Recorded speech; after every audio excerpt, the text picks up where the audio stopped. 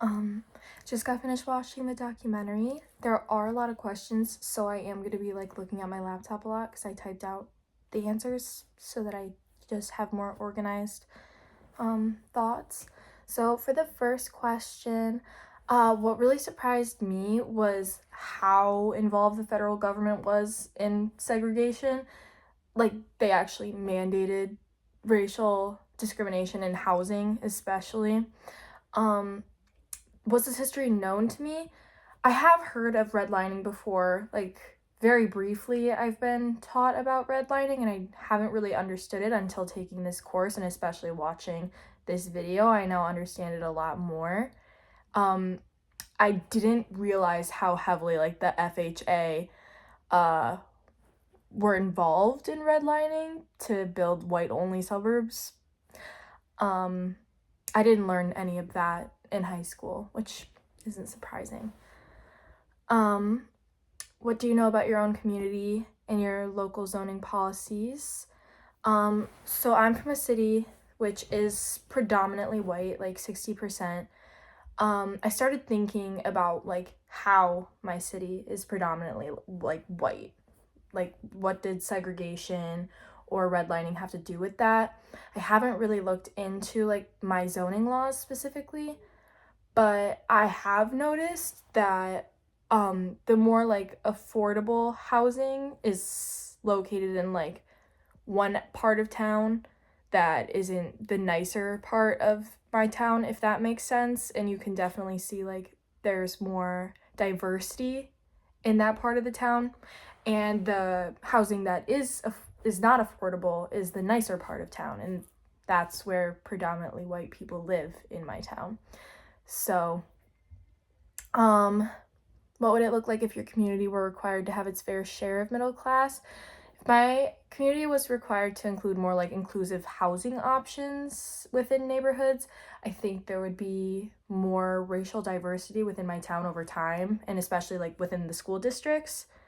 That would be pretty cool. That would break down some barriers. Um, we typically expect to understand two sides of the story. Is there anything missing from the color of law?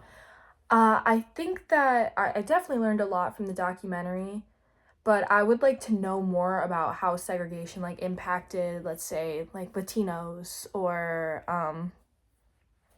Native Americans, like, because a lot of the stuff that we did focus on while watching the video was about Black Americans who were heavily influenced by segregation and redlining, but I would like to know about like the experience of other diverse groups. I feel like that would be a good thing to add to the documentary. For number 4, if your community and or school are racially segregated, has this resulted in fewer interracial friendships? In my experience, I went to a private school for elementary and middle school. It was the same school. And I definitely noticed, yes, there were fewer interracial friendships because most of the people at that school were white. And there were not a lot of opportunities to form friendships with people of different backgrounds and to learn more about their racial backgrounds. And I think that in the long term, that definitely affects like children's understanding of other people's cultures. So that's a consequence.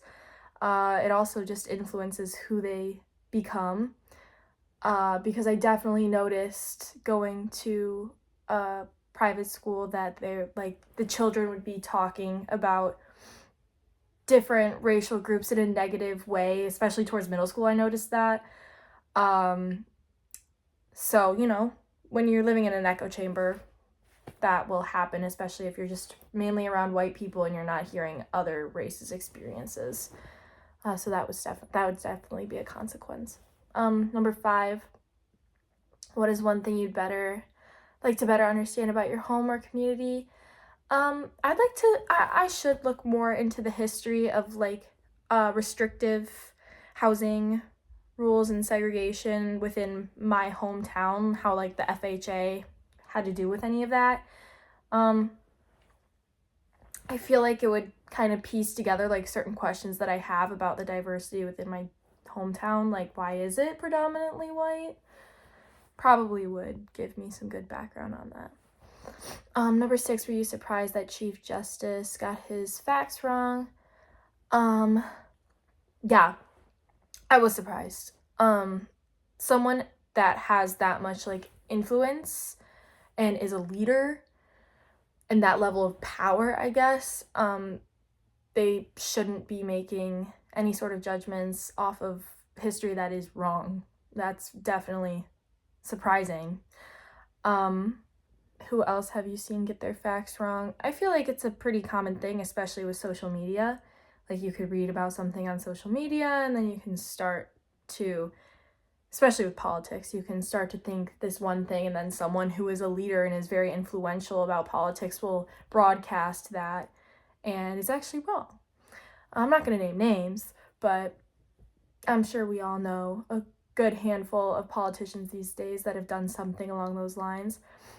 Was this history known to you? What about how it is shared? If you have learned this history, where did you learn it?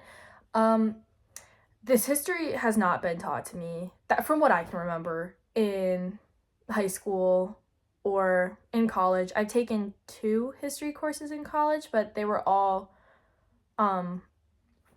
before the 1800s. So I couldn't learn about like redlining or segregation or any of this stuff because it was ahead of its time. But yeah, definitely not exposed to it in high school. And it's not really discussed in the media either for me to like read up on it by myself. I've recently started to learn more about it because I was exposed to it by some friends who taught me more about redlining, which was really awesome and eye-opening. And then this course has further allowed me to like understand, especially watching this documentary. I feel like I've learned a lot more. What are some unanswered questions that you have? I'm wondering if there's any like sort of like behind the scenes racial segregation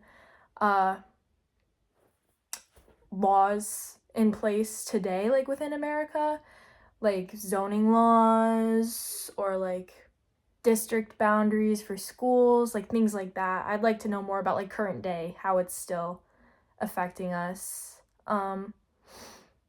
Yeah, I think it was a really eye-opening documentary, but there's definitely still some questions that I have.